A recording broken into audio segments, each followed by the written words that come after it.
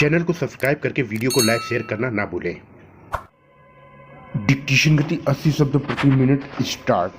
मानव चाहे किसी भी देश के निवासी हों, चाहे उनका रंग कैसा भी क्यों ना हो, चाहे स्त्री हो या पुरुष, चाहे वृद्ध हो या बालक, चाहे गरीब हो या अमीर, वह तो मानव ही है।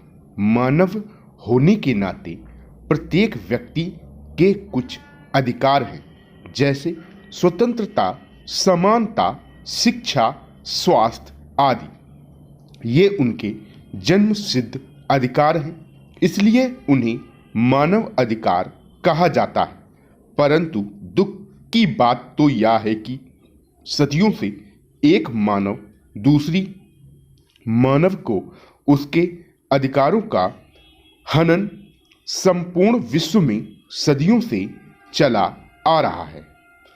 विश्व के किसी भी देश में जहां भी मानव अधिकारों का हनन होता है, संयुक्त राष्ट्र संघ वहां के नागरिकों के अधिकारों की रक्षा के लिए प्रयास करता है।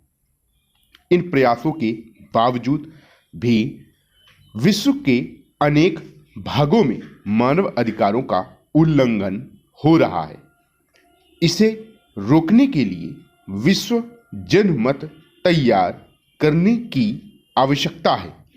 हमें संपूर्ण मानव जाति को अपने अधिकारों की रक्षा के लिए शिक्षित करने की आवश्यकता है। जब मानव अधिकारों की रक्षा के लिए व्यक्ति स्वयं जागरूक होगा और अपने अधिकारों की रक्षा स्वयं करेगा, तब मानव अधिकारों के हनन की समस्या पर स्वतः ही अंकुश लग पाएगा। स्वाधीनता के पूर्व भारत एक उपमहाद्वीप था। उसके पड़ोसी केवल भूटान और बर्मा थे। दक्षिण में श्रीलंका स्थित है। भारत के पूर्व और पश्चिम में पाकिस्तान राज्य का निर्माण हुआ। पूर्वी पाकिस्तान स्वतंत्र बांग्लादेश बन गया। इस प्रकार पाकिस्तान, श्रीलंका, नेपाल, भूटान, बांग्लादेश तथा बर्मा हमारे निकटतम पड़ोसी हैं। क्षेत्रफल, जनसंख्या तथा प्राकृतिक संसाधनों की दृष्टि से भारत दक्षिण एशिया का सबसे बड़ा देश है। भारत एक विशाल राष्ट्र है। धर्म, भाषा, खानपान, वेशभूषा एवं सांस्कृतिक परंपराओं में भिन्नता होते हुए भी सभी भारतवासी देश के विकास में जुटे हुए हैं। कश्मीर से कन्याकुमारी, गुजरात से मिजोरम तक संपूर्ण राष्ट्र एक स्वर में भारत माता की जय जयकार करता है। विभिन्न भाषाओं, वेशभूषा, रहन सहन, खान पान, रीति रिवाज तथा लोक संस्कृति से हमारा राष्ट्र अलंकृत है। भाषा से चाहे हम पंजाबी हूँ या तमिल, गुजराती हूँ या असमी, हम मूलतः भारतीय हैं। धार्मिक, जातिगत, भाषाई, क्षेत्रीय आदि भावनाओं से ऊपर उठकर हिंदुओं, मुसलमानों, सिखों, ईसाइयों आदि हम सभी ने अपने राष्ट्र के गौरव की रक्षा के लिए अपना सर्वस्व न्योछावर करने में कोई कमी नहीं रखी। जनतंत्र, धर्मनिरपेक्षता, समाजवाद, सामाजिक समानता एवं राष्ट्रीय एकता आदि हमारी महत्वपूर्ण विशेषताएं हैं। आर्थिक दृष्टि से विश्व के देशों को विकसित एवं विकासशील इन दो बड़े वर्गों में बांटा जा सकता है। विकसित देशों की श्रेणी में वे देश आते हैं जहां पर औद्योगिक एवं आर्थिक विकास हो चुका है। विकसित देशों की श्रेणी में यूरोप एवं अमेरिका महाद्वीप, जापान, ऑस्ट्रेलिया आदि देश आते हैं। इन देशों की प्रति व्यक्ति आय बहुत अधिक है। इन देशों में इनकी आवश्यकता से अनुपात में उत्पादन बहुत अधिक होता है, इसलिए ये देश अपनी आवश्यकताओं से अधिक होने वाले उत्पादन को दूसरे देशों को निर्यात करके विदेशी पूंजी कमाकर अपने धन में दिन प्रतिदिन वृद्धि कर रहे हैं। इन देशों के नागरिकों की आमदनी अधिक होने से भौतिक सुविधाएं प्रचुर मात्रा में उपलब्ध हैं।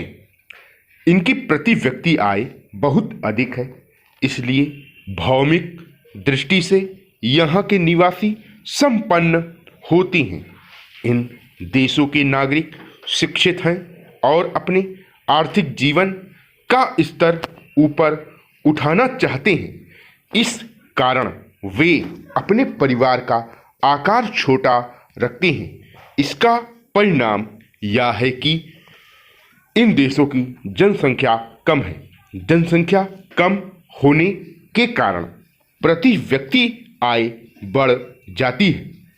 इस प्रकार विकसित देश शिक्षा का प्रसार करके उत्पादन की दर बढ़ाकर अपने परिवार का आकार छोटा रखकर अन्य साधनों से अपने देश का विकास कर अपने नागरिकों का जीवन स्तर ऊपर उठा रहे हैं।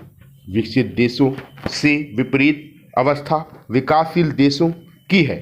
एशिया, अफ्रीका एवं लैटिन अमेरिकन देश इस वर्ग के देशों में आते हैं। वे देश एक लंबे समय तक विदेशी शासन के अधीन रहे हैं। इन देशों का औद्योगिक विकास नहीं हो पाया है। यहाँ के निवासी गरीबी, अशिक्षा, बीमारी आदि समस्याओं से ग्रसित हैं। उत्पादन सीमित मात्रा में होता है। आवश्यक वस्तुओं का अभाव होता है। प्रति व्यक्ति आय बहुत कम होती है। इन देशों की जनसंख्या बहुत अधिक है। इस स्थिति से उबरने के लिए ये प्रयत्नशील हैं। पैरा राजस्थान का प्रशासन मंत्री परिषद के द्वारा संपन्न होता है। प्रशासन की समुचित व्यवस्था के लिए जयपुर में सचिवालय है। उसका प्रधान मुख्य सचिव होता है। सचिवालय के अधीन राजस्थान में अनेक विभाग हैं जो जयपुर और जयपुर से बाहर उदयपुर, जोधपुर, बीकानेर और जैसलमेर में भी स्थित हैं। प्रत्येक विभाग का एक अध्यक्ष होता है जो निर्धारित कार्य के ऊपर के मामलों की स्वीकृति के लिए सचिव के पास भेजता है। राजस्थान जयपुर, जोधपुर, अजमेर, उदयपुर, कोटा और बीकानेर संभागों में विभक्त है। प्रत्येक संभाग का एक आयुक्त होता है। संभागीय आयुक्त अपने अपने संभागों में जिला प्रशासन कार्यों का निरीक्षण और निर्देशन करता है। राजस्थान में न्यायिक कार्यों के संपादन के लिए उच्च न्यायालय जोधपुर में स्थित है। स्टॉप।